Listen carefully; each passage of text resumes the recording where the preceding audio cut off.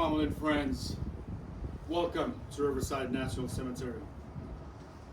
On behalf of our director and staff, we would like to offer our sincere condolences. And to say that we're honored that you have chosen Riverside National Cemetery as your loved one's final resting place. Much honor will be conducted with the world's finest, United States Marine Corps. Much honor consists of the rifle volleys, the sign tabs, and the presentation of our nation's flag. During rifle volleys, please take precautionary measures to cover your ears, especially if you are sensitive to loud sound. During the sound tabs, past and present military personnel, please render appropriate hand salute, and the rest, place your right hand over your heart. The flag will be presented to the family. At this time, to those who are able and willing, please rise for no time.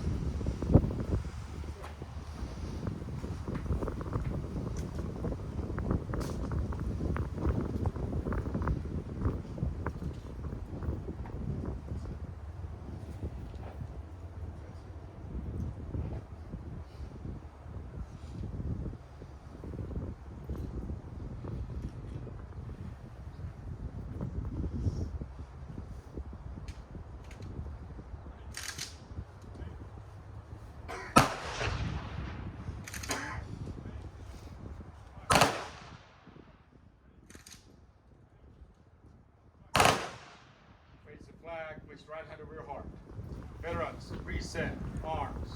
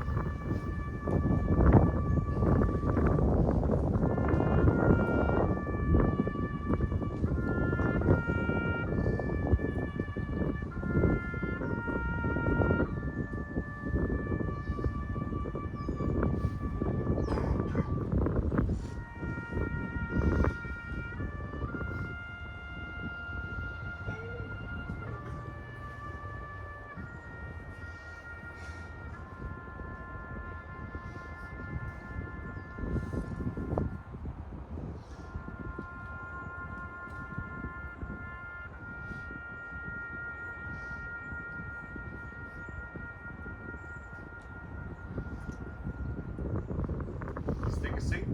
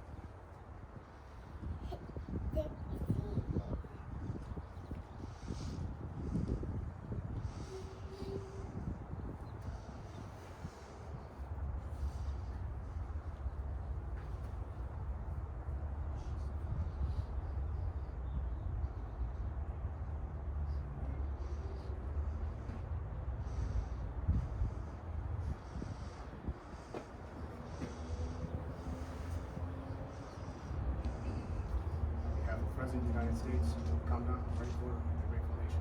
Please accept this flag. It's a symbol of appreciation and loved one's honorable and faithful service.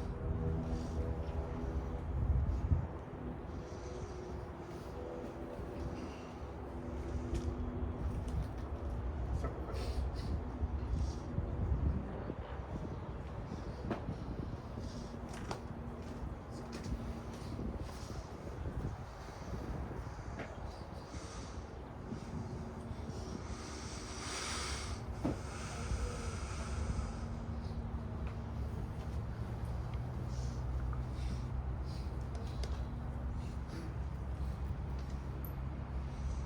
Ma'am, I present you the Presidential Award Certificate.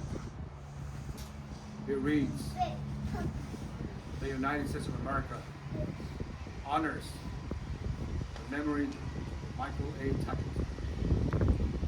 This certificate is awarded by a grateful nation in recognition of devoted and selfless consecration to the service of our country in the Armed Forces of the United States.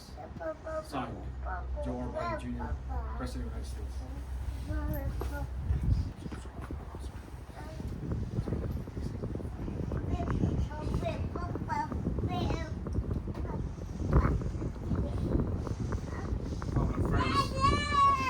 Honor. At this time, I'll turn it over to Chaplain David Plaza. I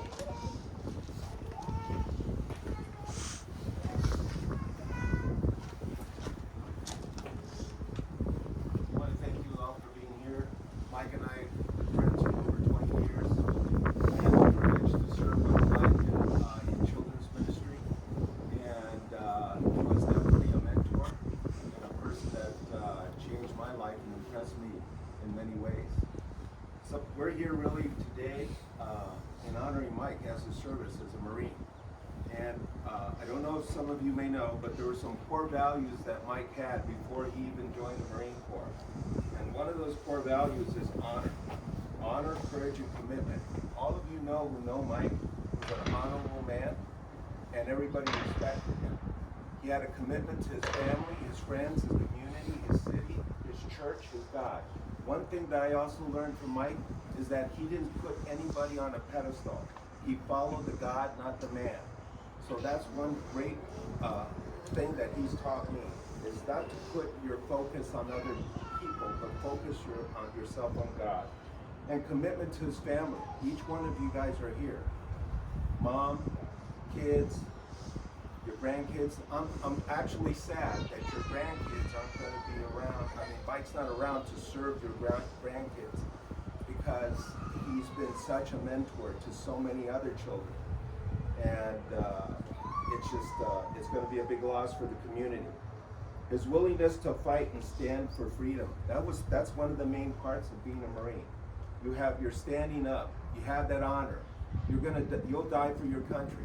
Just like Mike would be here to die for his family. Well, first of all, he has that honor and he has that commitment to die for his nation. And that's why he joined the Marine Corps. He was a fighting man. He was a fighting giant in words.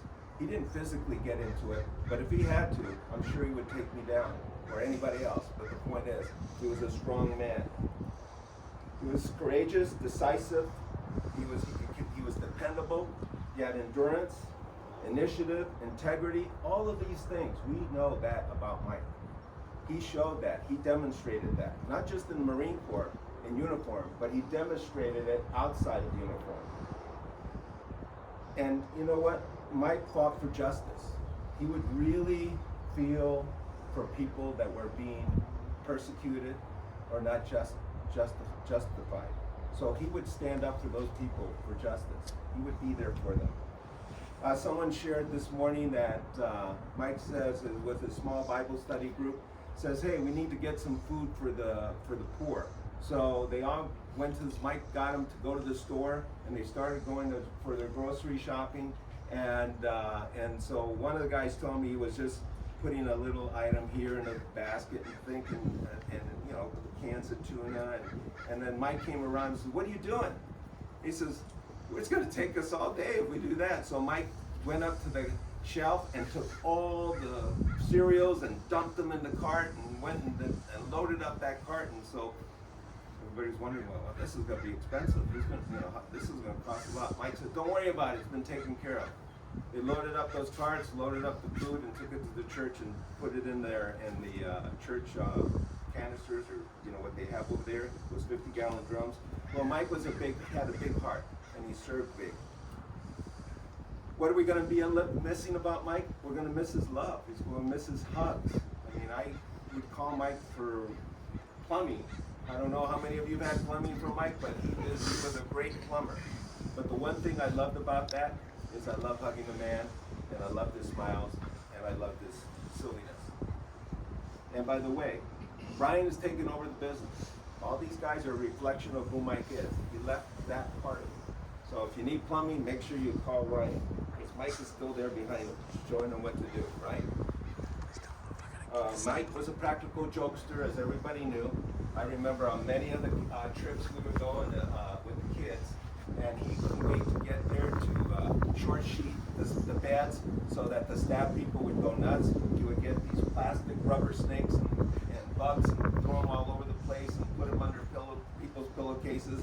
I mean, it was hilarious, but that's the kind of guy he was. He was just a prankster. And he loved to tease, but the other thing is that Mike loved the Bible. He knew the Bible frontwards and backwards. He just loved God, and he would love to share scriptures and things like that. We're going to miss his smile. We're going to miss his gregarious laugh. In fact, I wish I could hear him laugh right now. But in a way, he is laughing because he's going like, you guys, come on. I'm good. I'm in heaven. I'm doing what I want. I'm where I want to be right now. We will miss Mike. We will miss him a lot. Every one of you have your own stories, your own experiences with Mike. So keep those stories, share those with other people. It's important. I'm going to read a few verses that came up to me last night, and I'm going to keep them short. They're only a few. I don't know why God puts these verses in my head, but Mike was there when I was praying, and so I'm going to read a few verses here. I'll tell you where I'm getting them from. Okay, the first one is going to be Revelations, chapter 1, verse 17. And it says, when I saw him, I fell at his feet as though dead.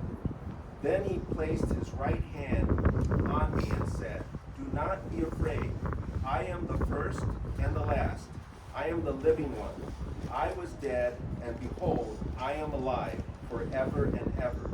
And I hold the keys to death and hell. The next verse I'm going to read is going to be John 14, verse 19.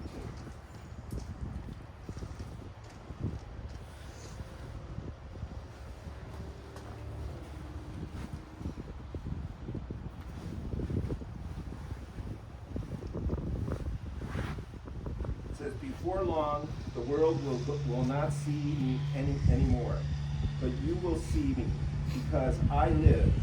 You also will live.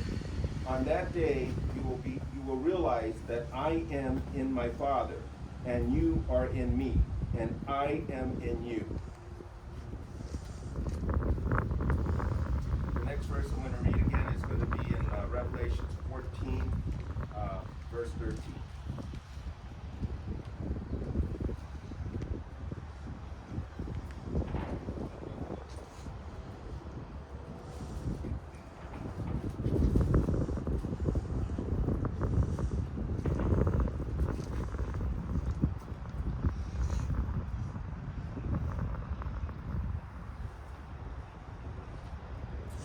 Then I heard a voice from heaven saying, right, blessed are the dead who die in the Lord from now on. Yes, I say this to the Spirit. They will rest from their labor, for their deeds will follow them. And then I'm going to read 1 Corinthians, verse 15, 51 through 57.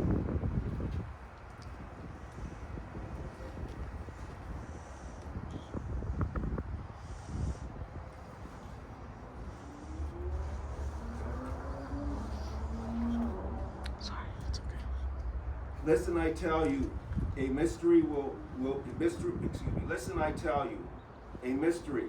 We will not all sleep, but we will all be changed in a flash, in the twinkling of an eye, at the last trumpet.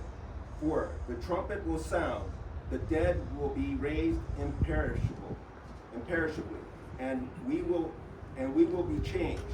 For the perishable must clothe itself with the imperishable, and the mortal will with immortality. When the perishable has been clothed with the imperishable, and the immortal with the immortality, then the saying that is written will come true. Death has been swallowed up in victory. Where, O death, is your victory? Where, O death, is your sting? Where, O death, is your sting? The sting of death is sin, and the power of sin is the law. But thanks to God, He gives us the victory through our Lord Jesus Christ. Therefore, my dear brothers, stand firm, let nothing move you. Always give yourselves fully to the work of the Lord. The last verse I'm going to read is John 14:1-3.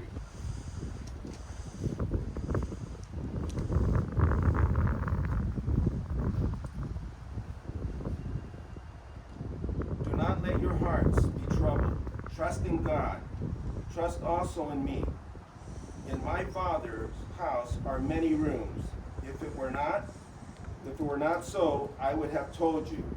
I am going there to prepare a place for you. And if I go and prepare a place for you, I will come back and take you to be there with me. Thank you for being here. Thank you for taking the time. And love you guys. Appreciate you. Thank you.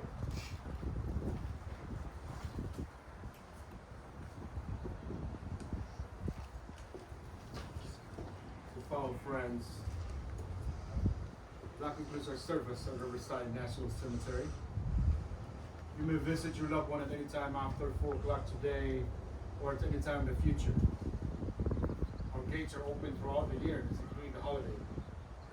So we're pretty much open here every single day, from sunrise to sunset. If you will not be able to find a location, you can always come by the admin office. The admin office is open from Monday through Friday, 8 to 4:30. Now, if you come in during the off hours, there's a kiosk right outside the